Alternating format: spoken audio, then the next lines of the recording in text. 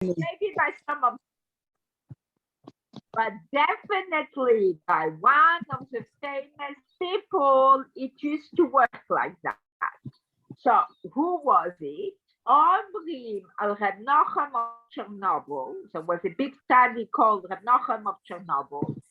Shehaya Shaman B'Gufon, that he was actually a man who was overweight, right? And the reason why he was overweight was Maniat Amen Yehesh Rabba, because he was saying Amen Yehesh Rabba when he answered to the Kaddish. So every time these Jews, this study, because his rabbi, his Rebbe, Reb Nochem of Chernobyl said Amen Yehesh Rabba because he reached the level of Tanug Nafshi al Elokut, of the spiritual pleasure of serving God. So he used to put on fat from it, right? And after that, remained an expression which was, if somebody was fat, he used to say as a joke, is it fat from Amen Yehesh Merabah? Is it from the KZ or is it from the Amen Yehesh Merabah? The person said Amen when he heard the Kaddish in short. Now, Tez Zayin Tammuz, the next one. Avas Yisrael Shel Baal Shem Tov Ein L'Sharer. The Avas Yisrael of the Baal Shem Tov is something that we cannot even imagine. How great was the Avas Yisrael of the Baal Shem Tov? It was not something we can evaluate because it was beyond evaluation, right?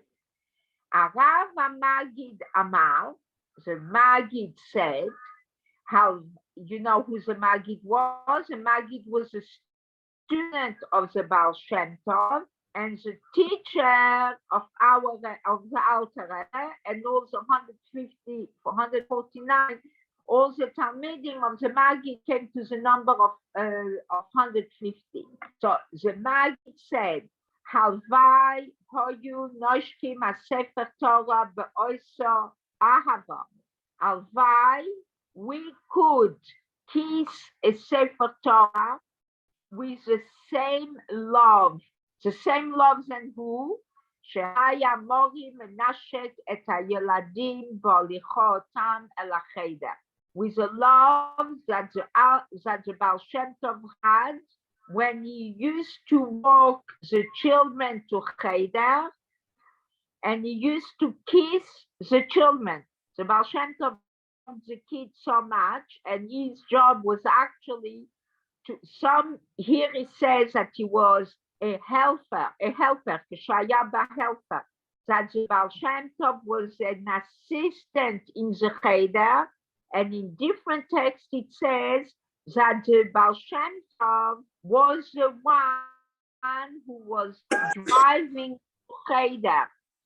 But in those days, you didn't drive children to Cheder. The children walked to Cheder because the people who had a little bit of money had private tutors at home, and the children of families who didn't have money, they used to go to Cheder.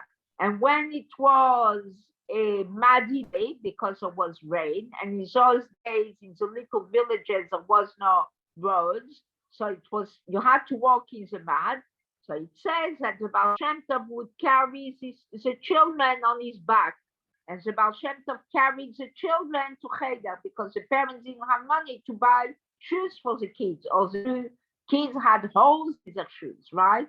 So because remember, and we discussed it on many occasions, in those days, the Jewish people were on a level of poverty, which is not what is happening in our days, even though it exists now also, but it's not the level of the olden days when people lived in huts and where people didn't have food and people didn't have clothing, and sometimes children could not even go to school because they had to help the family earn the few pennies to be able to survive, right? So the Baal Shem Tov's job was to be a helper for little kids who went to Cheder or carrying the kids to Cheder, And the Maggid said the love that the Baal Shem Tov had to the children, the way he used to kiss them, may we have the same love when we kiss a Sefer Torah. The love for a Torah, like the love that the Baal Shem Tov had for the Jewish children.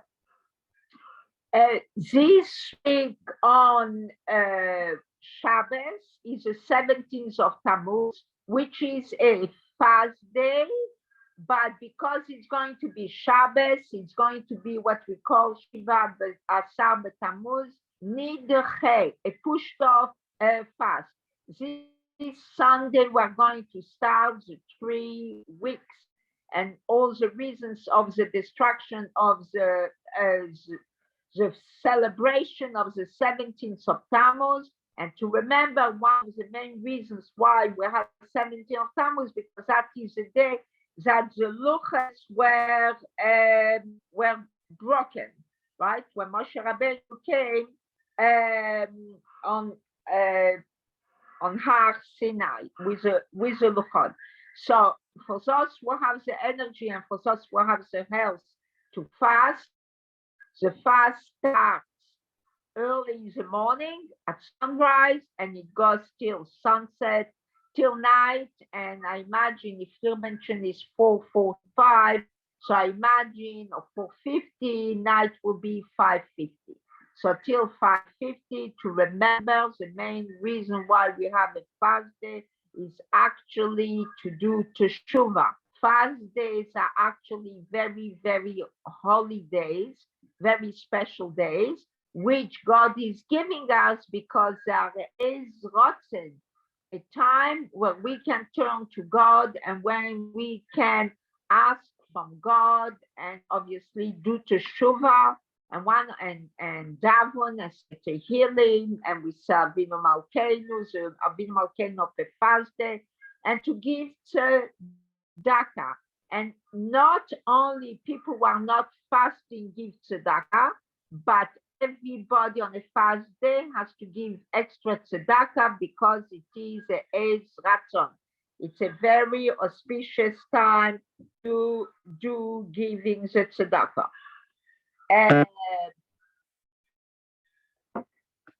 So let's find, maybe we will do the one of the 17th of Tammuz. It is a little bit difficult, but we will do it. Let's do it. 17th of Tammuz, for those who have the book, on page 71. Chaluk luchot arishonot veluchot acharonot. The first tablet was given to us on, were meant to be given to us on Shiva Asar B'Tammuz, but they did get broken on Shiva Asar B'Tammuz. What was the difference between the first luchot that Moshe Rabbeinu is bringing down? Moshe Rabbeinu brought down the second luchot also. Beluchot atzman, when we talk about the luchot themselves, Arishonot Maseh Elokim. The first luchot were Maseh Elokim, a job done by God. Right? God is the one who wrote them. And it's not really they were written, they were engraved, right? Ashniyot Besal Locha. The second luchot was what God said to Moshe Rabbeinu, God, you do it. I did my luchot, it got broken. Now it's your turn to do the luchot. Shal luchot. Amichav, now the writing on the luchot, have cherut ala luchot. It was engraved on the tablets, and it says, hold on, in the script, according to Sage in 54a, only the first one had the spiritual quality described by the word cherut ala luchot. I don't really know what was the spiritual quality of that. Now במעלת בני ישראל, בלוחות הראשונות, the first tablets are called the tablets, and the Jewish people were in a situation of being tzaddikim. וכשעמדו על הר סיני, פוסקו זום המוסון. When the Jewish people stood all at Har Sinai, they're not good, they're what he calls in English here defilement, they're not good activities. Passover was finished, right? You know that at Har Sinai, all the Jewish people, first, anybody who was sick became healthy. There was no blind, and there was no anyone who had any physical injury during the years of slavery. Everybody was healed, and they were on a very high level spiritually. Now, that was the first luchot. Bishniyot is the second tablet. We are now already on the level of what we call Balak Teshuva. We have done wrong. We did the golden calf. The people bowed down to the golden calf. The people were upset with Moshe Rabbeinu. The people didn't want to listen to Aaron and to the Levim. And what is happening at this time, at the second Luchat, we are all already Balak Teshuva. And that is why the day when Moshe Rabbeinu comes down from heaven with the tablet is already, it came down on Yom Kippur, right? Which is the day which is given to the Jews to bond with God and to reach the highest level of tshuva possible. The Malach Moshe. Now, we learned about the making of the Luchot, and we learned about the writing on the Luchot. We learned about the situation of the Jewish people when they got the Luchot, the first and the second. Now the Rebbe is talking about Ma'alat Moshe. What was the quality of Moshe Rabbeinu at the first Luchot and at the second? B'Ma'alat Moshe, b'Matan Torah, Nitan leMoshe, 1,000 orot b'matana. At the giving of the Torah on Har Sinai, Moshe Rabbeinu received 1,000 lights, right? Ubechet ha'egel niklu mimenu.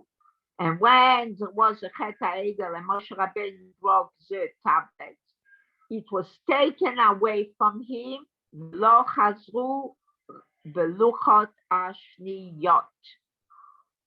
And he did not get them back in the second tablet, except b'Shabbat, not nimlo, they were given to him. Kedita b'Pri Etz Chaim, which is the Sefer of Kabbalah. Now, Malat luchot ashniyot, what is unique with the second tablets? Sheniten gamken halaches, midrash, and agodas. In the second tablets, we got additional parts of the Torah in it, and what we got there was the halachas, all the laws, the midrash, and the agadot, and the stories. And he continues and he says, Kiflayim letushiyah. Kiflayim letushiyah means double gift of Torah wisdom. And it's an expression in Hebrew that continues till now. Kiflayim letushiyah means double, right?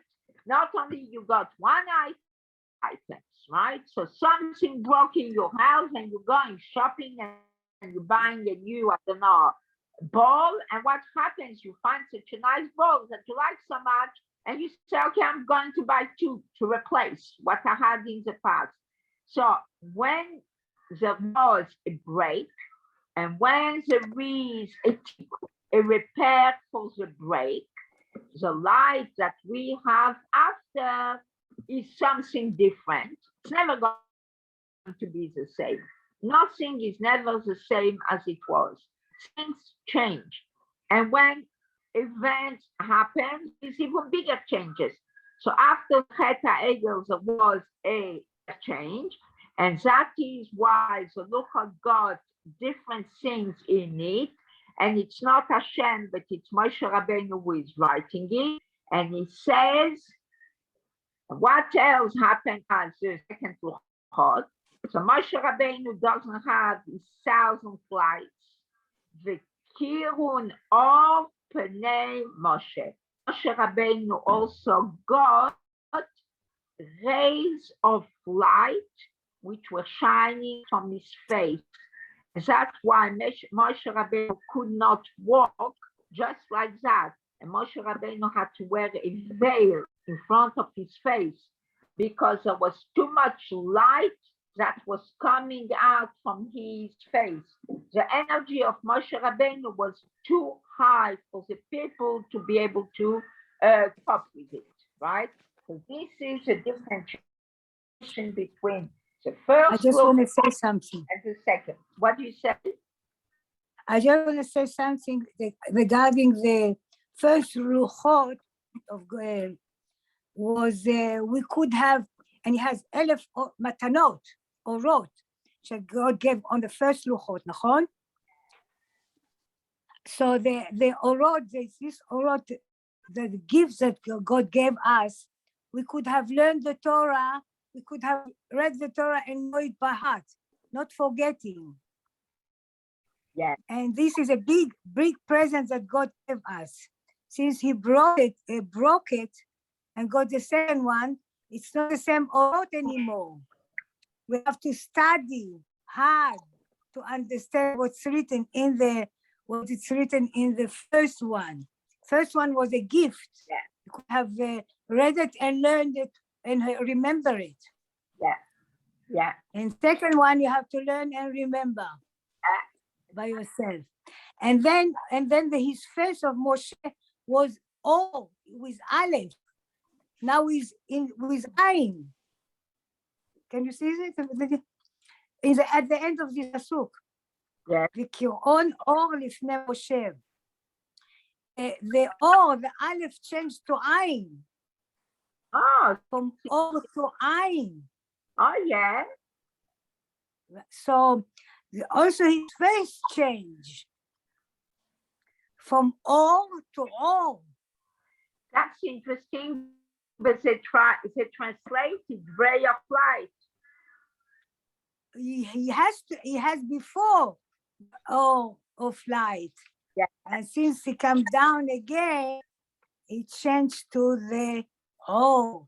And you can learn and get the O with Aleph. That's interesting. I just got it now, so sorry. Did you hear this explanation from somewhere, or you just say? No, because we said his face was all with Aleph. Yeah. And suddenly he said here. Oh, Ayin. Because Ayin got the skin. Yeah, but it's interesting. I don't know. Now you can learn and get the O with Aleph. Yeah, it's very. If you don't, you get the O of.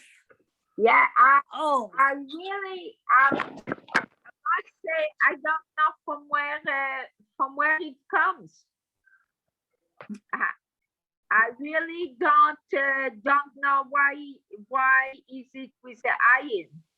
It's really the O shelanu. Our skin, it's become a skin without light. Yeah, maybe. And when you learn it, you get the O with Aleph. Yeah. Your face will Shine. Will light. Yeah. Shine. Yeah, 100%.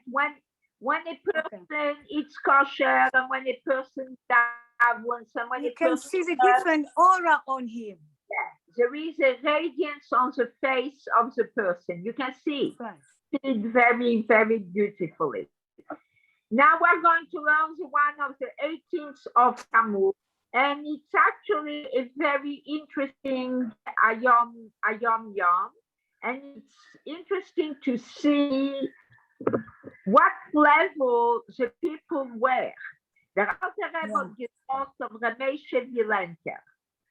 There was a Chassid which was called Ramoshe Vilenker, and he was a giant among early Hasidim. He was a very big Chassid, a big, extraordinary human being.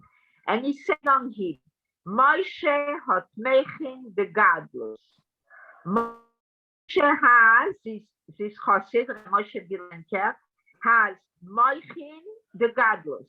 Mechin is a brains, and the gadlus means on a very high level, intellectually and obviously spiritually. We sometimes in Hasidus we talk about mochin the gadlus, and sometimes we talk about mochin the katnus. And we use also this expression of katnus when we talk about we sometimes we say katne emuna. They have the emuna in God, but on a lower level, on a smaller. I believe in God, but I believe also that the doctor is the one who is going to provide me the cure. The person who has emuna, the godless, real, strong emuna, he will not even have this concept 1 minute. He believes in God, but he has to go to the doctor because we have to dress everything in material events and material things. But that's a side point. This is not what the Rebbe is talking about here. Here the Rebbe is talking about Moichin the godless, right? And the Ach, sometimes here is talking about a tzim who had a lot of brains and a lot of learning Torah and a lot of intelligence and a great understanding of God.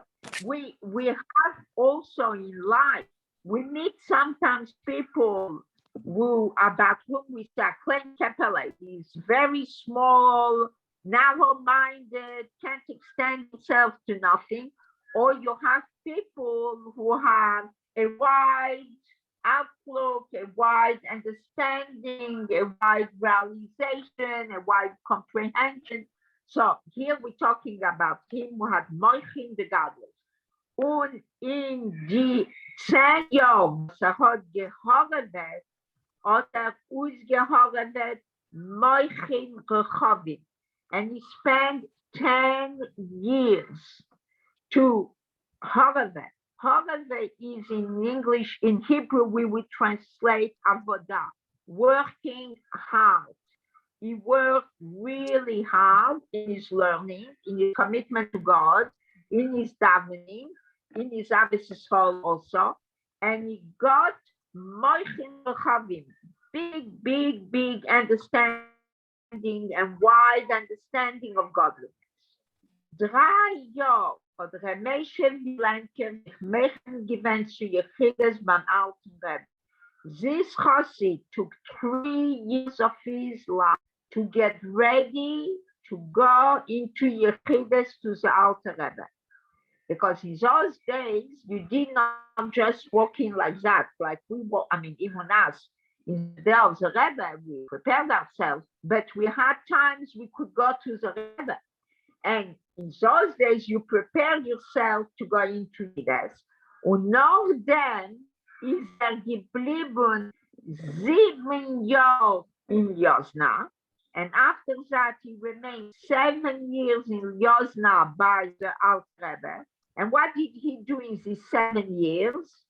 To bring the Yechides in Avodah Poel, to what he has learned and what the Rebbe told him in Yechides, to bring it in his life, on his daily activities and in his daily life.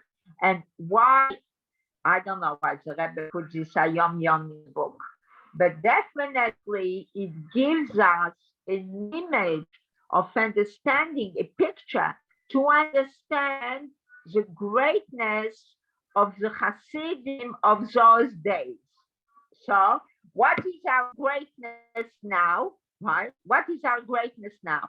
Our greatness now is obviously there are still people who sit and they learn and they daven and and they get moichin the godless and all these things. I'm sure there are such people like that in our world also nowadays. But in our days, it is much more hands-on, right? Hands-on of the belief in a tzaddik, of the trust in a tzaddik, in the doing what the Torah tells us to do, on us ladies taking the time and to sit and to learn every week together, right? And does have Ruach HaKodesh. In our days, do we have Ruach HaKodesh? We don't have Nevuah. Ruach HaKodesh, we have it in these days? The tzaddikim. Ruach HaKodesh was only given to tzaddikim. Ruach HaKodesh is given, actually it says Ruach HaKodesh in the Ruach HaKodesh in now, I don't know if it's the Nevuah or the Ruach HaKodesh, I think the Ruach HaKodesh. The Ruach HaKodesh. What's the difference? Now, it's different revelation of godliness. The Ruach HaKodesh of, there is no more Nevuah in the world. That's right. What's the difference between Nevuah and Ruach HaKodesh? I don't know. There is a difference, but I don't know. It says somewhere, I think in the Talmud, that in our days, the Ruach HaKodesh is given to children and to Meshayim, and to people who are not normal. And sometimes people who are normal, they say something, and you say, oh my God, where did they take it, right? And it is, or sometimes you have children, for example, parents have Ruach HaKodesh to give the name to their children. Before the woman. The parents, not the woman, father and mother. Father and mother. Both of them, the same name will come up? Father and mother are given Ruach HaKodesh what name to give to the child. And sometimes you have little children who just out of the blue pop up a name. Okay. And then they say, oh my God, this is reaffirming the name that we should be given to our child, right? Or I will share with you a story that happened to my parents, in my parents' family, my mother's family. My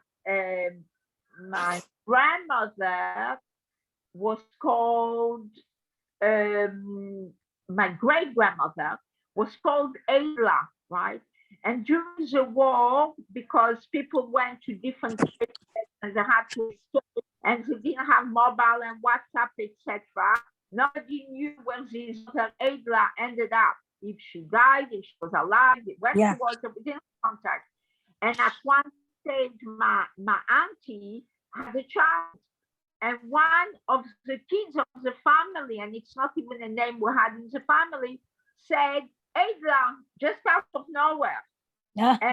And the parents said, what she's saying, you know, and they did not give another name. And later on, a couple of weeks later, someone came out of Russia and told them, or wrote a letter to Russia and said that his Baba, his great-grandmother, has passed away. And Angelique said the name. That's the time she passed away. It was at the time. And later on, another child was born, and then he gave the name Ada. And it remained. Wow, amazing. Remained that people are having. So there are many stories and many people. I don't know, but there are many people. One is the neshama of the grandmother got into the kid. Yeah, and that's how he called it. The Ruach HaKodesh that the child has. The tzaddikim and rabbeim, they have Ruach HaKodesh, right? And I don't know, I'm not learned enough, but maybe very, very great mekubalim also. You know, maybe, I don't know. But on regular basis, tzaddikim have Ruach HaKodesh, right? We know. And a mother doesn't have Ruach HaKodesh? I think they have Ruach HaKodesh, the mother. Initially, yeah. They have Ruach HaKodesh at the time of giving the name to their children. Mothers The instinct. That's a different story. Mothers have a very, very strong intuition and instinct, and because the Rebbe put it in their heart, because the main job of a mother is to bring up the children. So the Rebbe put this connection very strongly in the heart of the child can be in Israel on a program as mother in Australia feels in her heart. Right? And you also have children who have a very high level of intuition. And they can call you up and say, Mom, I'm all right. I felt in my heart something that worried me. Have it, but some people do have it. And we have to be very careful not to become rusty Too much. because sometimes it could be wrong. Sometimes the person is just a little bit too much anxiety, but you will ask a mama, a Yiddish mama, a Jewish mother, what we saw tuned in the Shama with some of us, and she will have the intuition. Yes. Something is happening right now, but it's not a קודש. דבורה, אמא שלי היה לה. Yeah? כן, כמה פעמים, כן, כמה דברים. כן. So I send it on the groups this week of this businessman who was selling pearls. I don't know how many women watched it. This businessman who was selling pearl and business was not going so well. So the shliach of the Rebbe in London, Rabbi Bentov, told him, why don't you write to the Lubavitcher Rebbe? How many pearls you sold? What is the budget, your business, your success, what didn't work, etc. Give him a report. You remember last week we learned about the greatness of Rebbe. You remember we learned it last week. That the Rebbe has a vision on the and a big vision on material, spiritual, on emotional, on physical, many aspects, right? Because once at the red light, the Rebbe was sitting in his car going to his father-in-law's grave. And next to him was another car, and the Rebbe made with his hand a sign to press the button, right? Because in those days in New York, it was quite dangerous to open the doors, and to close the window, to close the door. Yes, I know, to close it so we can open the door. A couple of flights later on, a Schwarzer came, he wanted to open the door of the guy's car. And this is a repetition, and it started. Or once on Sunday morning when the Jew was passing by Dollar, the Rebbe said to him, are you learning the Rambam every day? And the Rebbe said to him, I think you should start to learn the Rambam. And later on, he said, so the Rav has the Ruach HaKodesh. He would have had a real terrible car accident, but he had started to learn the Rambam, it protected him. Yes, Rebbe had Ruach HaKodesh. So this Jew he wrote to Rebbe, a businessman from London, and he gets an answer from the Rebbe, go and do business in Scotland. And the guy said, I never did business in Scotland. What am I going to go to Scotland?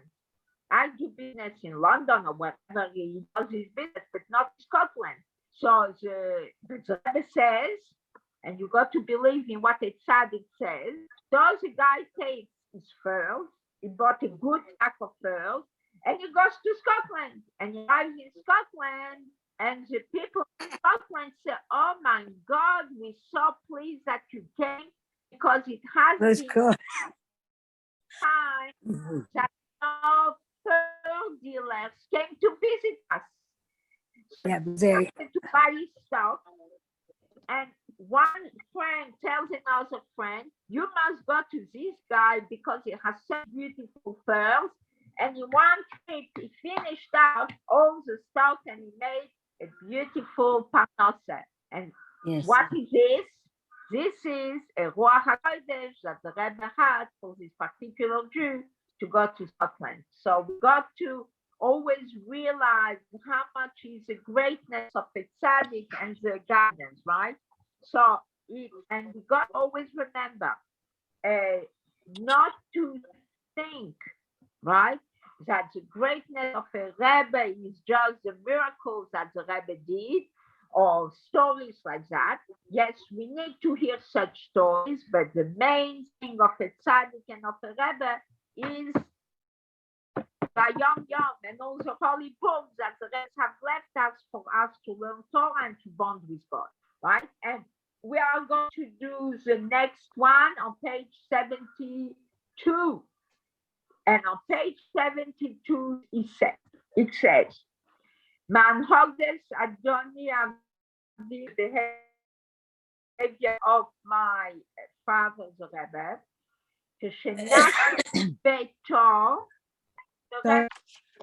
I'm on page 72, the 19th of Tammuz. When the Rebbe, Keshenach Beto, when he traveled from his house, even though at times he stayed away for many, many months. The Rebbe Rashab traveled quite a lot, the fifth Lubavitcher Rebbe, and he traveled for a very long time, and he remained in France, in Nice, in the south of France, writing Torah there, and also resting because his health was not the best. Even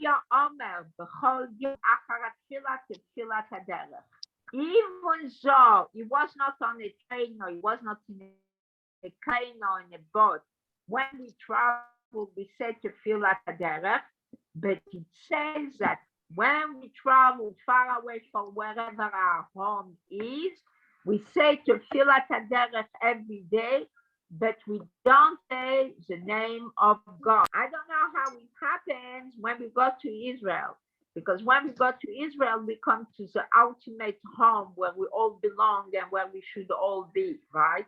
Some Hasidim, when they came to the Rebbe, even though they should say Tefillat HaDerech, but when they came to visit the Rebbe, they felt in the place connection with the Rebbe, so they would not say Tefillat HaDerech there. But that's all personal feeling. But it's a good why you don't have to say the name of God? Why If not? God, it's a blessing, it's a bracha, לדרך. So it would be bracha levatala. אבל זה ברכה להגיד תפילת הדרך, for שמירה, for guarding. Guarding when we travel. When traveling and not in a moving vehicle, we just arrive wherever we're going on holidays, you go to surface, you don't need to say, you say Tefillat HaDerech on the plane, but when you arrive there, you say Tefillat HaDerech without God's name. If I go from here to the city, should I say Tefillat HaDerech? No, if you go to Newcastle, yes. If you go to Wollongong, yes. But if you go from here to the city, no. Unless you can say it with the name of God. No. Without saying the name of God. You don't need to say it. To the city, you don't need to say Tefillat HaDerech. Very okay. Interesting, really interesting. Because you're driving no. So what's the chance for a person to be secure when they drive in the car? It's on your door and you kiss it before you leave your door. Because kissing the mezuzah before we leave keeps you safe, right? Okay, so we are going to do a little bit on Gimel, on Yud Bet Tammuz, the liberation of the previous Lubavitcher Rebbe. I did send you a little link where there is a lot of the pictures of the Rebbe. This is one picture, a famous picture of the previous Lubavitcher Rebbe sitting at his desk. the previous Lubavitcher Rebbe was only 70 years old when he died, and I he had thought a we should heart. learn about Yudzayin because coming in. But I wanted to do something on you. But I'll send it to everybody for the design for the Father's Day. So I send you on the WhatsApp. Okay. It's called the farewell message of the Rebbe Rayatz 1927. I wanted to learn it last week. We didn't manage, so we will just read it quickly, but it's a very, very important message that every single year on Yud Bet Tammuz, you have Yud Bet, Yud Gimel. So you remember Okay. last week I told the Rebbe was made a prisoner after the festival of Shavuot, and he was taken into jail, and he would have been killed on many times in the jail. They told him, you will have the death on your head. And I think I told you last week he wanted his tefillin, and they didn't want to give it to him, and the guard pushed him up the stairs. And now we have pictures of the jail, and the jail had metal stairs, and he hurt himself very badly. But at the end, they gave me tefillin, and on the 3rd of Tammuz, they said he will go in exile for 10 years. And what happened? He left to go on exile. The trip was 2 days, and already on the 12th of Tammuz, 10 days later, he already had the news that he will be safe from exile. But because the 12th of Tammuz was a Shabbat and he was not going to travel on Shabbat, even though he was allowed to travel on Shabbat, because Pikuach Nefesh, you have to stay another day in jail, in exile, but he was not really in jail there, but he was exiled in a city called Kostrama. So despite he said, I am not going to travel on Shabbat. So he remained one extra day, and then he came back to the town, and you can imagine what a big joy it was for everybody. So on the 3rd of Tammuz, gave him a couple of hours to be able to go and see his wife and children. And at the same time, on the way back at the train station, when he was going to be on the train, the long train journey, and his daughter, Rebbe Chaya Mushka, was not married yet, and she went with him at the train station, he said a very important message to all the Hasidim.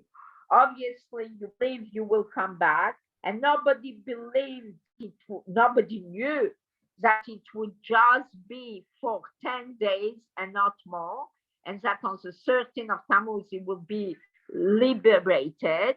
And that is what he said to the Hasidim at the train station. And not only to the Hasidim at the train station, but rabbis came and important people of the community, and many, many people were there at the train station. So I gave you I sent you the picture, and you can read it while I'm reading it. On Sunday of the week of Parshat Balak, the 3rd of Tammuz, having just been released from jail, a capital sentence, because they wanted to kill him for life. They wanted just to kill him. So Rebbe Rayatz, and remember, why did they want to kill the Rebbe Rayatz? Because he was spreading Yiddishkeit.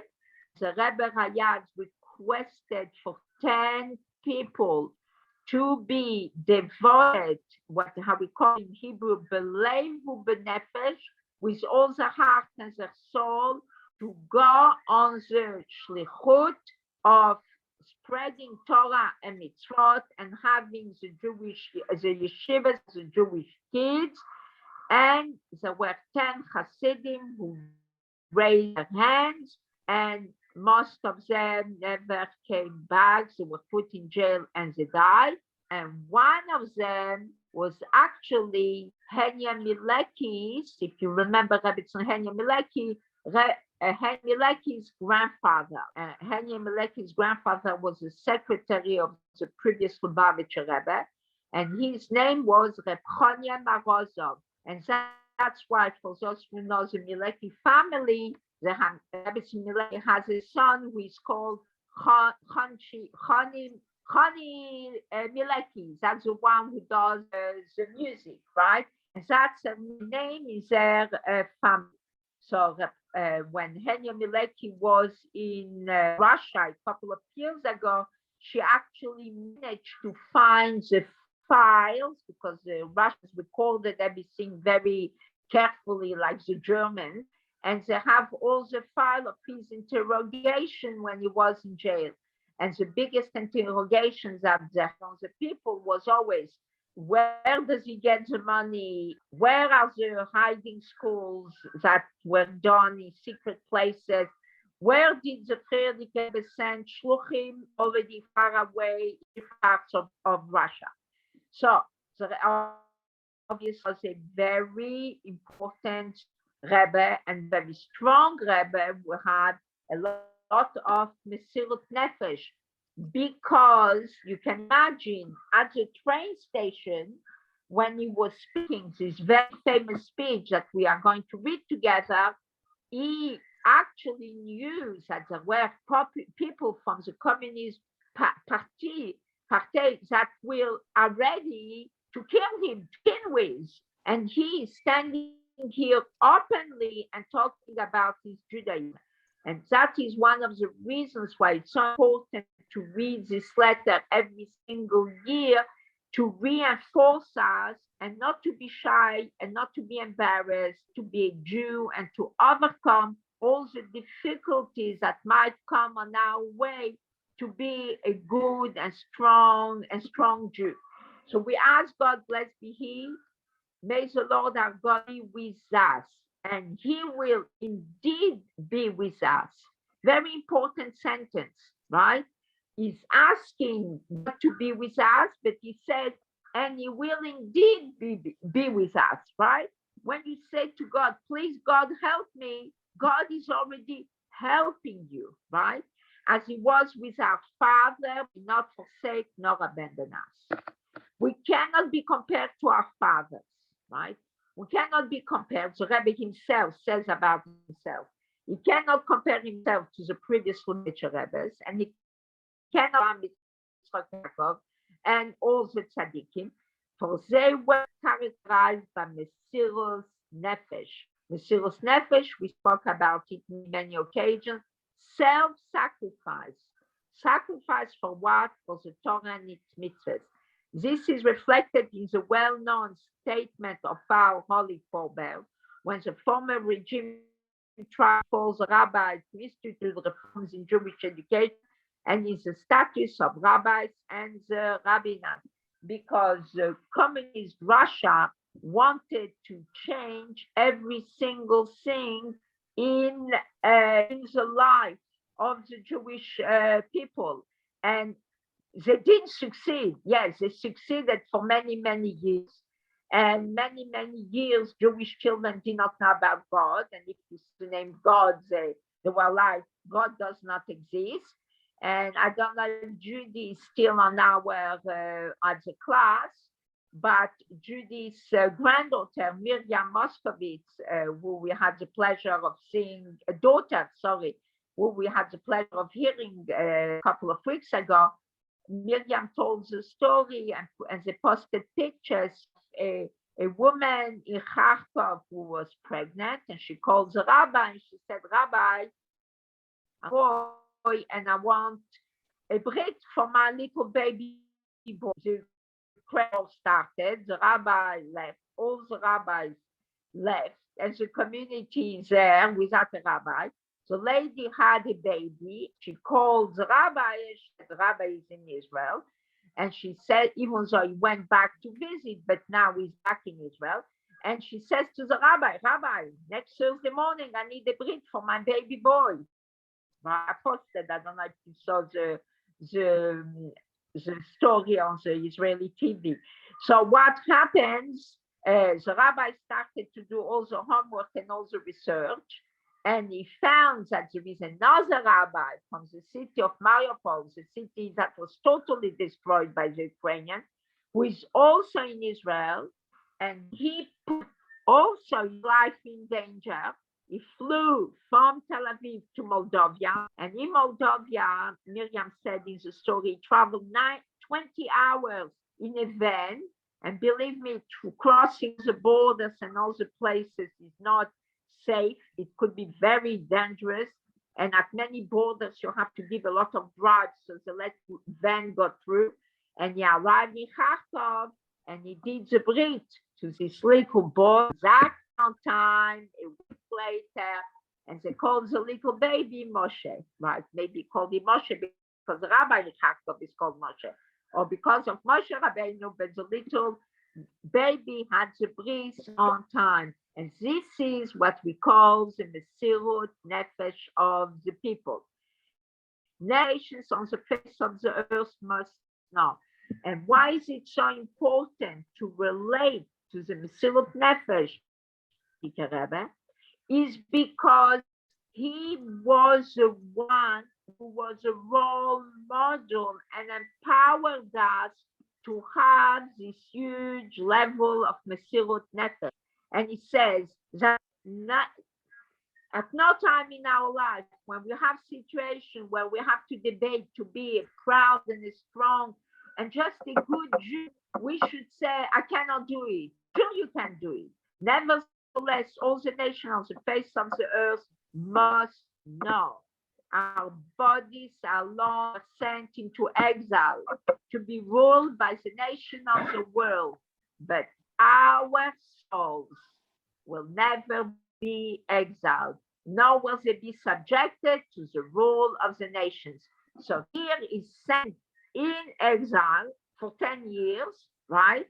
And he is with all the policemen at the train station watching him and all the Jews. Imagine all the hundreds of Jews who came to the train station to say goodbye to him. They thought they might never see him again. And he was a Rebbe. And it was a very traumatic time for the Jewish people. And everybody was in danger to be at the train station because to be a friend of Schneerson was not the best thing to do in those days. So he says a Jew knows that only the body of a Jew sent in exile, but not his neshama.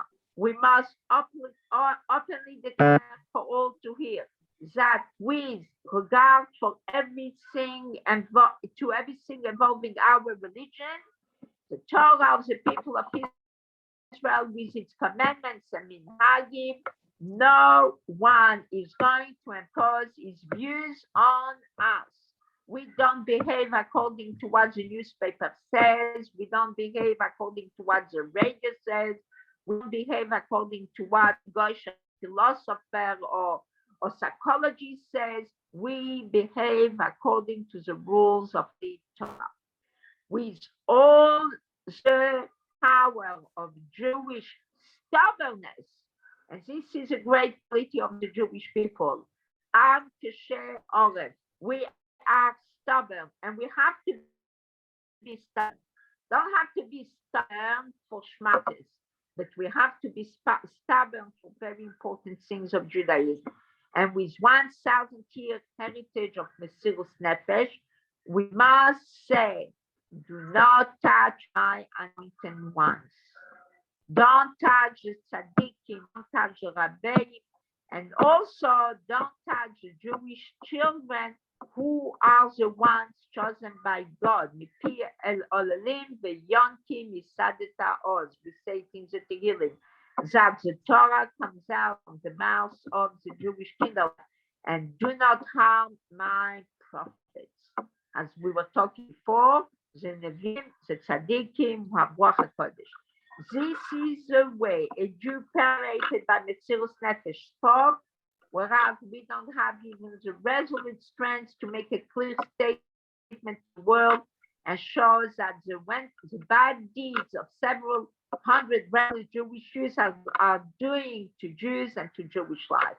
Because what was very sad in communist Russia in those days is that the people who pushed to put the Alter Rebbe, the the Rebbe in jail, not the Alter Rebbe, the Frierdiker Rebbe, were many of them were actually Jewish boys who were part of even the Hasidic community, and they left their heritage.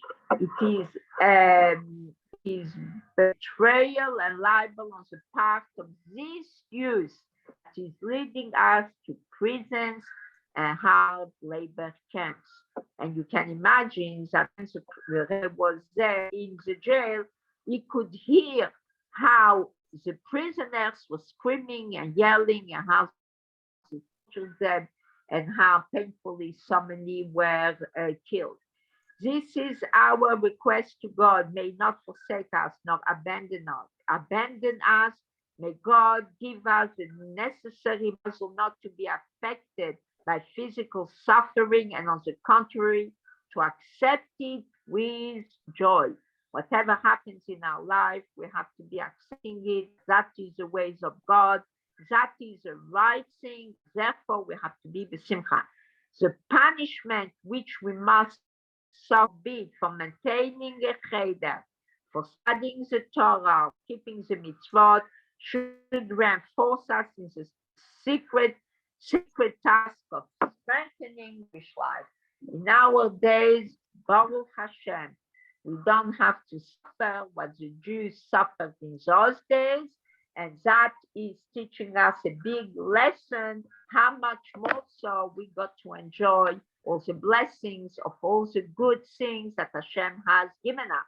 We must always bear in mind that prisons and hard labor camps are transient just for the time, but the Torah, the mitzvahs, and the Jewish people are eternal. May all you be strong and healthy materially and spiritually.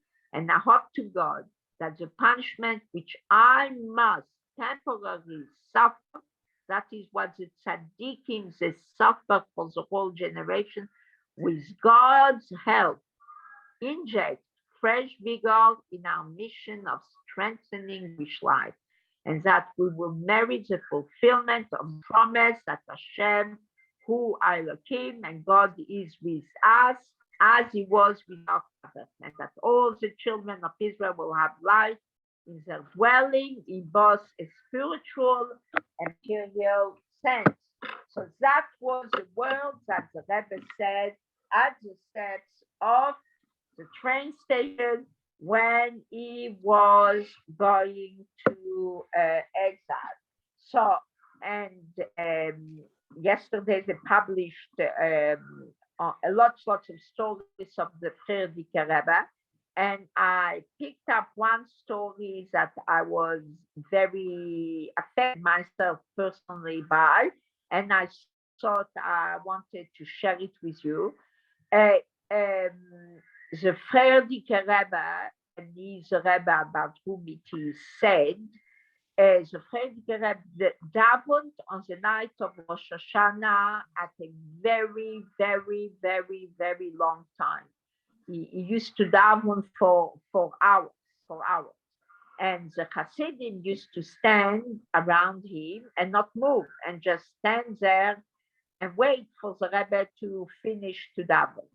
But after the Frierdiker Rebbe came out of jail from Russia, he could not stay in Russia anymore. It was much. He got permission to move to Latvia, and he lived in Latvia. Many people, if you go Chabad, will read lots of things. Many people were involved in freeing him from this ordeal of being sent into jail. There was a Jewish woman who was the first wife of the very famous Russian writer, was called Gorky. And there was Stalin and Gorky and Communist Party, and they made the big communist revolution in Russia. But she was a girlfriend, this guy, Gorky, and there is a picture actually that published of Stalin and Gorky and her together. And this woman was very involved in saving the Frierdiker Rebbe from jail, but also from leaving Russia and to go to Latvia.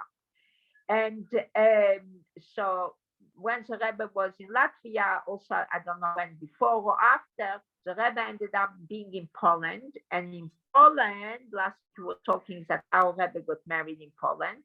But in Poland, also in a city called Atwoc, they made a little Lubavitcher yeshiva. And 1 year, and the boys from the yeshiva of Atwoc, actually, they got saved from the Holocaust, most of them. And they went to Shanghai. They were meant to go to Japan, but Japan sent them to Shanghai. And they stayed over the war in Shanghai. And then they immigrated in Canada, in Montreal. And on the Shah, and at one stage on Rosh Hashanah, the Frierdiker Rebbe was in Atwoc. And it was a night of Rosh Hashanah, and the Rebbe was davening and davening and davening and davening. And the Rebbe was a lot of sincerity, and you can imagine it was just before the war, and the Rebbe had a lot to daven, and also he had to leave his Hasidim and go move to America. It was not easy on his emotions either. And the Rebbe was, and who knows what the tzaddik davens for, and he was davening. So the boys of the yeshiva, they decided they're all going to have dinner, Sudas Yamtev. So the boy tells the story, and the boy is a man, I don't know even know if he's alive now. The young man went to eat dinner, they went to the dining room. The yeshiva was just like in a holiday house. Atwoc was part of the countryside next to Warsaw.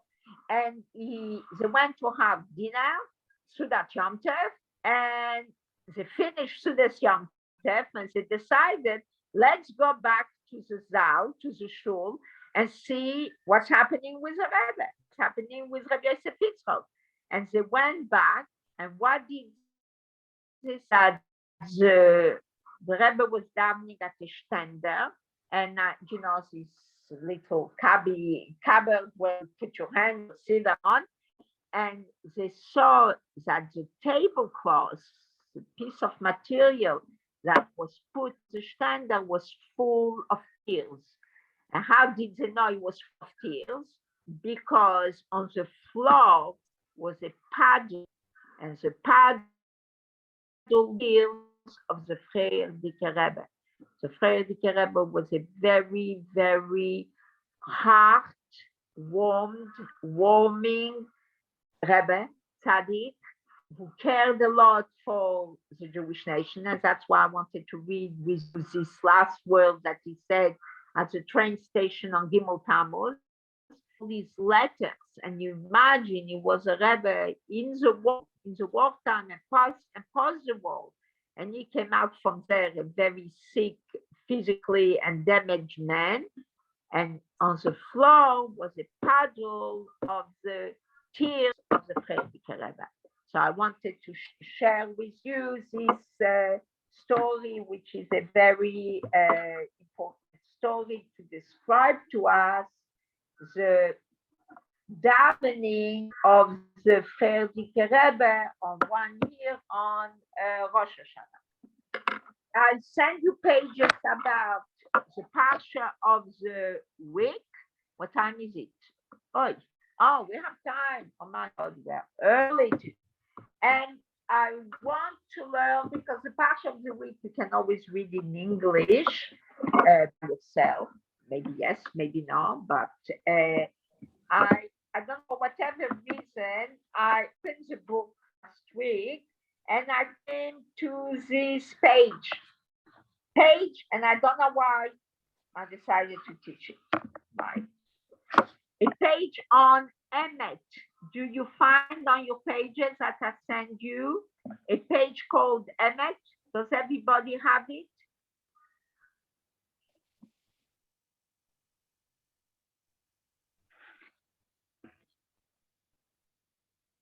Do you have it? Or should I send it again on the Sydney chain? Nobody's answering me. Sylvie, you have it or not? Yes? No? It's which one? The crunch? Called Emet. No, I didn't get it. Oh, okay. When was it? When was it? This You morning. sent it today? Oh, no, I didn't Yes. get it. Okay. I'm going to This is it. resend it on Wednesday Shuir. Are you still on the Wednesday Shuir, Sylvie? The Rambam? No, Fuck, I guess no. the Shuir, our Uh, from our class. Which class? I told you we made this. That's why you didn't have the letter of the Ravisa. Okay. Yeah. Okay. I'm resending it for everybody in the class. Which class you having on Wednesday? Is this Maybe class? what- Yeah, Got it. maybe- yeah, I've got of the it late- on the Wednesday, on the late- Wednesday group. Yeah. Last Wednesday? No, this Wednesday. I'm sending Okay, we have one here. He will coach like a lion. sending it share with Sylvie. I'm sending it and also I got it. I got it. good. This test is going to be on Emmet. No, Emmet. Okay, anytime it. What you say? Now I got it. Okay. Everybody got it? And Is it Emmet? Yeah. Abi Akiva? Yes, Shimon? Devorah, but it's in Hebrew, right? This one. Emmet. Yeah. I don't have this book in English. I will have It's okay. It's Lemad okay. I will listen to you all. 292. Emmet means truth. Ticha. Yep. Okay, we starting. התורה מצווה להתרחק מדבר שקר. The Torah is telling, I don't know, I'll be very honest, I don't know what Juke took me that I need to teach it. So I really don't know because I prepared lots of pages on the parsha of the week also, but I don't know. התורה מצווה להתרחק מדבר שקר. The Torah tells us, stand away from a lie. וחכמינו הפליגו במעלת הדבקות באמת. And our sages have spoken how important and what is a great quality. אין את זה. אין לי את זה, את לא שלחת לי את זה. יש לי את האמת, אבל לא את הפייג'. I send it to you. רבי עקיבא, 1000 מהו 1000 מלמד שם התורה. זה מה שקיבלתי. You don't have the top of page. Okay. אוקיי. Okay. The top of the page. Is that okay? You learn like that? Because Okay, I don't have it anyway. It's too far. Okay. It's the bottom of it. yeah, the bottom of the feet is good. I just don't know why my picture doesn't come up on the screen. Here we go. So, אוקיי. אני אשמע אותך. וחכמינו, that's why I made the group where everybody gets the page. חכמינו הפליגו בעלת הדבקות באמת והריחו מן השקר. Why we have to go away from anything which is a lie. בפרק שלפנינו, מדברי חכמינו, האמת כבסיס מוצק לקיום האדם בעולם. One of the foundation of the world is emet, right? And it's a very important foundation. Al shkarim קטנים ועל גנותה של עצמיות. Even small lies. A person said, no, I didn't say big lie. I said a tiny little lie. ועל עצמיות and also hypocrisy. We're only going to do one page about it. יסוד העולם. אמת is the foundation of the world. Emet means truth. האמת היא אחד מן הרגליים שעליהם עומד העולם כולו. Emet is one of the legs that the world stands on. As we know, the world stands on Torah, Avodah, Gemilut, Chasadim, and the world stands also on three other legs. Din, Emet, and Shalom. dialogue, justice, truth, and peace. And this is written in Pirkei Avot, in Perek Aleph, Mishnah Yud Chet, chapter 1, paragraph 18. Now, Chotamo Shel HaKadosh Baruch Hu, the seal of God. What is the seal of God?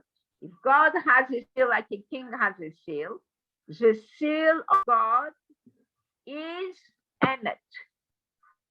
That would be on God's seal. Omar Rabbi Hanina. Rabbi Hanina said, Chotamo shel HaKadosh Baruch Hu Emet. The seal of God is truth. Omar Rabbi Akiva. Now we're going to learn from the Gemara and from the Medrash some things that Rabbi Akiva said. What did he say? Aleph. Mahu Aleph. What's the letter Aleph? So we know the letter Aleph is God, Alufo Shel Olam, the master of the world. Aleph is also teaching. That's why we say Aleph Bet, right? Teaching. Mahu Aleph. Melamed she'amra Torah emet lamed picha. The Torah says emet, truth, lamed, you should learn, picha, to your mouth. You should teach yourself to say the truth. Truth should be something that we acquire in life, and we work on it to be able to say the truth and only the truth, right? Now, what is interesting, if you look at the word Aleph, Aleph stands for Emet, Lamed stands for Lamed, teach, and Pei stands for Picha. It's like we have Shaddai, Shomer, Daltot, Israel, right? The Rashi Tevot. So Rashi Tevot, Aleph stands for 3 words. Lamed, Picha. כדי שתזכה לחיי העולם הזה, in order that you will marry this world, to have a good life and be honest in this world, picha lamed emet, right? Emet lamed picha is in order חיי העולם הזה. פיך למד אמת כדי שתזכה לחיי העולם הבא. In order, your mouth has to learn to be truthful. What will be the reward for it? You will merit olam haba. Right? So, Nifema, why is it? What is concept of Picha Lamed Emet? Your mouth should learn to know the truth. Mipnei HaKadosh Baruch Hu Nikra Emet. Because לעולם הבא one גם of מדברים the... באמת, אז אנחנו צריכים practice to say אמת דברים. Exactly. We have practice, and one of the names of God is Emet. וכיסו מאז יושב עליו באמת. God sits on his throne with אמת. ופניו יקדמו חסד ואמת. And the face of God, and whoever will have the merit to see God, to see the godliness, is חסד ואמת. It's אמת. וכל דבריו דברי אמת. And all the words of God is emet. My mother used to say, emes is not in Siddur. The truth is only in the Siddur. Everything has a little bit of a lie somewhere, somehow, somewhere. But the Siddur and the Torah is only truth. There is only truth. And God the חותמת to the הארץ. Yes, מהארץ יצמח האמת. From the, כן? ובטילים. yes, yeah. מארץ אמת יצמח תצמח אמת, אמת יצמח מהארץ, או whatever. תצמח אמת. I can't remember. אמת, מהארץ יצמח האמת. It's in the תהילים, yeah? אמת מהארץ. Everything is emet. God sits on his throne of emet. We see God with chesed ve'emet. Kol devarav divrei emet. All the words of God are emet. V'chol mishpatav mishpatei emet. And all the judgment of God are mishpatei emet. Judgment of truth. V'chol ochotav. And all the ways of God are chesed ve'emet. This is the truth and only truth. And a person, God forbid, when they say a lie, right, they are not in the zone of God. We cannot be in the zone of God at this time. I've been saying something which is not truth. Have to be very, very careful about it. Sometimes we say a little lie, and God forbid, a little lie can go to become a bigger lie. Sometimes there is what we call a permissible lie, which is what they call in English a white lie. And you don't have to tell the person says, do you like my dress? And you really think it looks funny on the person. Unless she's taking you shopping and she wants you to give her opinion, you don't have to tell her, no, the dress looks horrible, right? So you are not going to say, I really don't like it. You can, yeah, it looks great on you if you like it, something like that. Now, and also for shalom, for peace, at certain times, we're allowed not to say the truth. The Rebbe continues and he says, another Rebbe,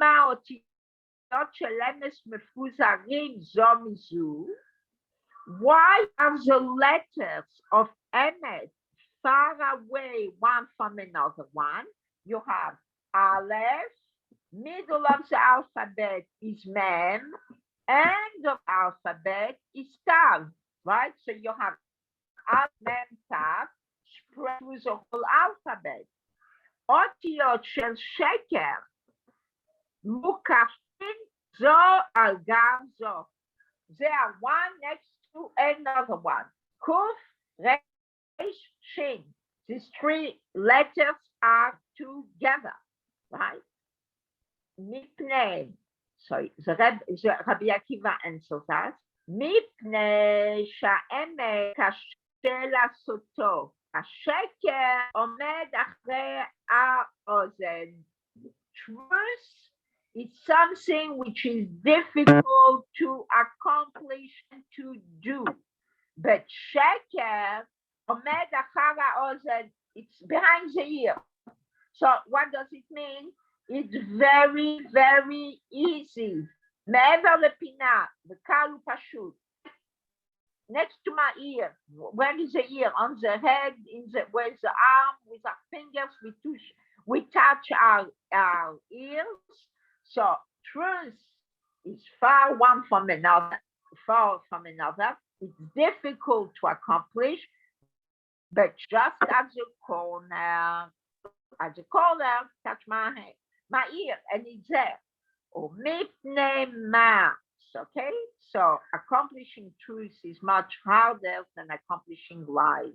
Lies are very easy to say.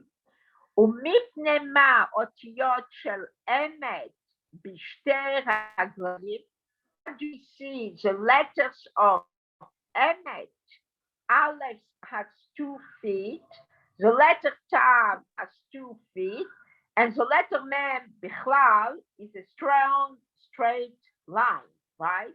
ומפני מה אותיות של אמת בשתי רגליים? אותיות של שקר ברגע אחד. So, emet stands straight on the platform. It's easy. Sheker is wobbly because Shin is on the line, Reish has only one foot, and the Kuf Bichlal is going off the table. It's not standing stable. It has a long running leg, right?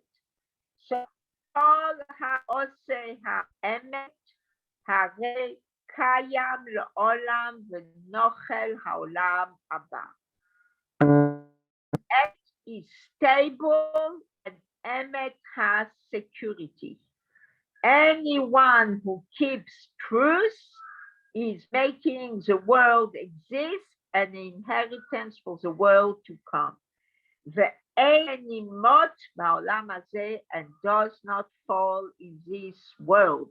And in addition, it has good energy to put himself in front of God and to present him above, right? ושקר אינו מתקיים לעולם, and sheker will not exist forever and ever, and it won't even exist at the present time. And this is a difference between emet and sheker. And I know it's already late. And if you ladies are hungry, go and get something to eat quickly. And I thought maybe we can do one little thing of this book. I sent it to you a couple of explanations in English of the parasha, and I am going to do two of them today. And you know, in the parasha of this we are Sylvie, so you don't have it either. Okay. Second, and I will send it to Sylvie. Hold on. I can't hear you. What did you say? I said the parasha, which one? Balak. Yeah, I sent it in English to those, and I'm going to yeah, it's okay. I will send it to you. Well, no, I'll send you all what I sent. So I have יש לי פשוט אמונה פשוטה? No. It's English because you don't want to be on our little chat here. Because I have so much already. It takes my storage. Yeah, every time they wanna close me out from the storage. Yeah, okay. I send it to you, Sylvie, now. And we are going to learn. Well, I have it. No, I don't. I send it to you now. I send it to Rambam, understood? Yeah.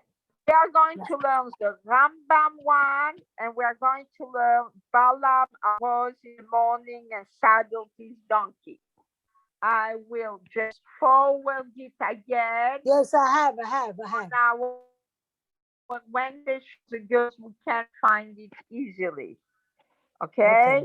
Like that, everybody has it easy, because what I do when I find something I like to teach, I copy it right away. Okay? Every Jew is able to speed up and bring about. Oh, I sent twice the same. Revealing. Everybody can be a Mashiach. Everybody that can hear me, that's going to learn. And just depend what he's doing. Exactly right. And it's very important to learn about Mashiach. Again, I don't see every time I move my yeah, it's already 1:30, darling. Yeah, I know. It's every time I move. Oh, back to meeting. We have to learn the computer Yes. before we learning what. Okay. You will learn without seeing my face. Yeah. Every, Just move the. every time I do something, I lose. I know you lose it. You Yeah. lose it. Okay.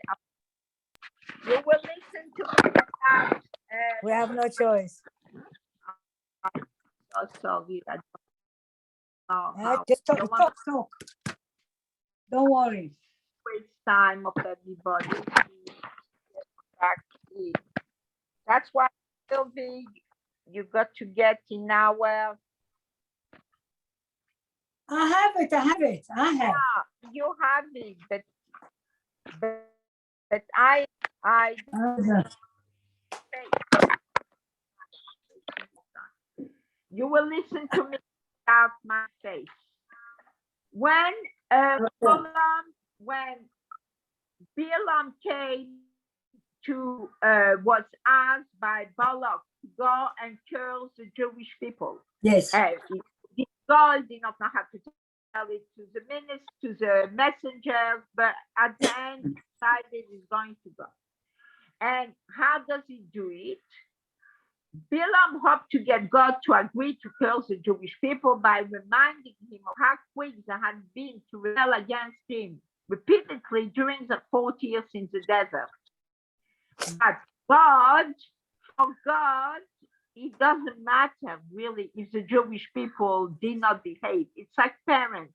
If a child marks up, Always will be with us. always with God. us. So the strangers and the other people, yes, now I know why I pressed on the video. Now you can see. Okay. Yeah. So the people, they might think that, yeah, the child misbehaves, so the parents are angry with him like the principal of the school. But Yeah. parents is always connected with the child, whatever the child will do. So And God the- connected with us. Yeah, and the same thing, God is always connected to us. Balaam thought, I'm going to tell God, what do you need these people? Let me curse them, because you know how they mark it up and how they rebelled so many times when you were in the wilderness. Yeah. Here God, the Balaam, the prophet, is going to go and, Sylvie, we were talking before about prophecies and Ruach Kodesh. Imagine you have a donkey to whom God revealed himself, right? Yes. And you have a donkey who can talk. So Talk. that's of God. So Vayakam Bilam Baboiker. What does Bilam do? He gets up in the morning, Vayachavosh Satono, and he saddles his donkey. Here is Bilam going to curse the Jews. And he's waking up early. He's going to do a job waking up. Like Avram Avinu.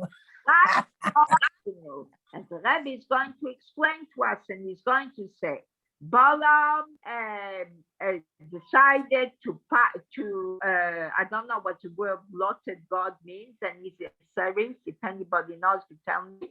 The What? Jewish people with a passion. He was going to punish the Jews with a passion. What did he do? He woke up early to set out on his mission of evil, and he helped to remind God how quick the Jews have been to rebel against him. Right? I'll tell you, if you forgot, I'm going to remind you what they do.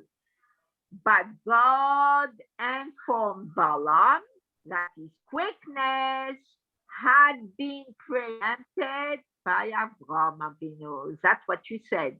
That Avraham Avinu did exactly the same thing. What up in the morning? First, when you had to do the bris milah, it says it was Baboiker, early in the morning. That's early in the morning, right? And we know also that when Avraham Avinu went, but it says also Avraham Avinu, he got up early in the morning. Avraham had risen early in the morning in order to lovingly and devotedly fulfill God's commandment of Akedah Yitzhak, right? The So Rebbe, he doesn't regret that he doesn't regret. right? The Rebbe If he went do it in the afternoon, he can regret. So it's up in the morning. and what do we see? That when we have the mitzvahs that we do with enthusiasm, we do it early in the morning. That's right. Bilam did not know that. So the merit of Avram's love to balance Bilam's hatred. Yes, you are a Russian, you are going to kill the Jews, and he ended up blessing them with magnificent blessing, Yeah. but he thought, here, I'm going to go early in the morning to do it. And what happened? There was someone who did early in the morning, much earlier. Now, Avram's love had been inherited by the Jewish people, right? The rebellions, the desert were temporary. What a Jew does, something not good already, right? Yes. Because Israel have been given from Abraham Avinu. Remember last week we learned the man Hashem Tabbanov. Abraham Avinu taught his kids. Abraham Avinu gave it over to the Jewish people. And they have, and this is a very important few words, what we did in the desert or whatever we do in Gaulis is only a temporary Yeah. in their inherent undying devotion to God. A Jew has a devotion to God, and that is why a Jew back from Torah and mitzvot and the kind of things that a Jew will always come back. Always come back to God. Powerful, right? And that is why it was so important to read the paragraph of the previous Rebbe, because in this paragraph, the Rebbe has given us over and empowered us, Thanks. all the generation, to have strength, like Abraham Avinu gave it over to his children. That's right.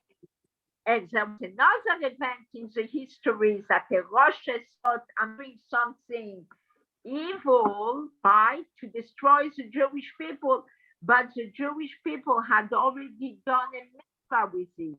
I know. Yeah, with a big bag of money. But as Jewish people, we had already given the Machatzis shekel in the midbar construction of the Mishkan.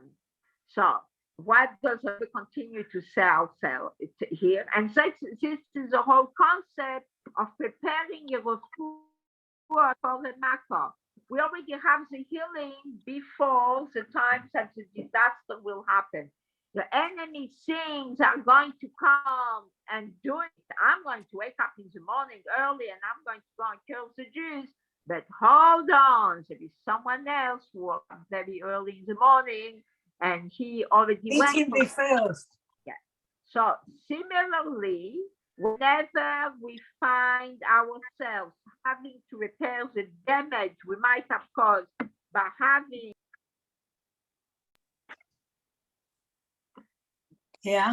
disregarded God's will, the surest way to make amends for such misdeeds is to show our love to Hashem, right?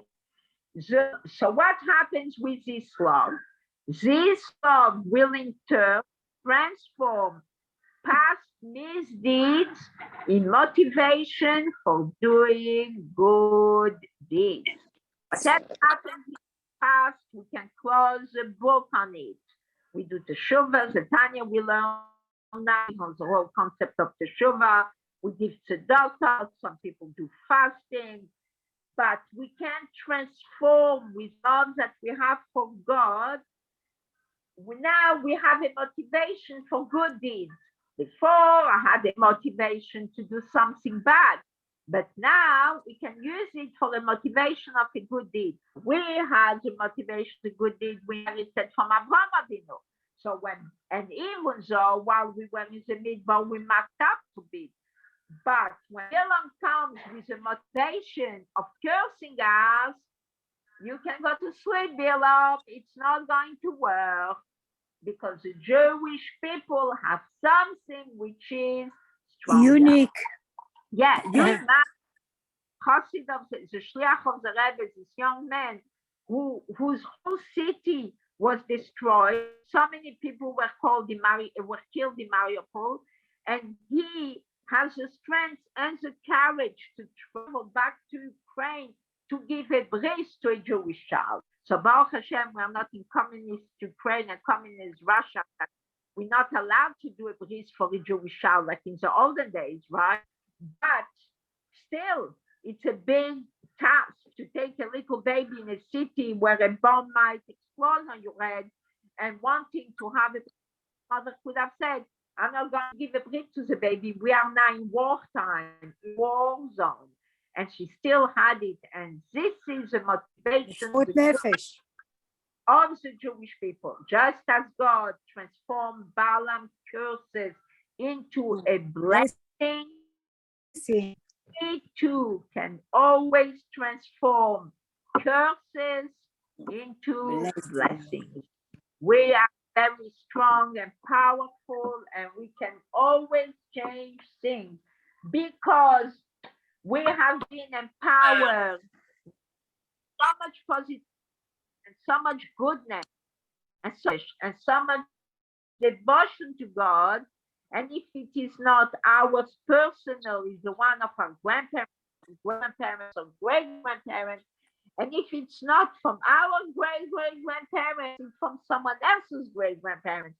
And the Jewish people has a great accumulation of strength in their life.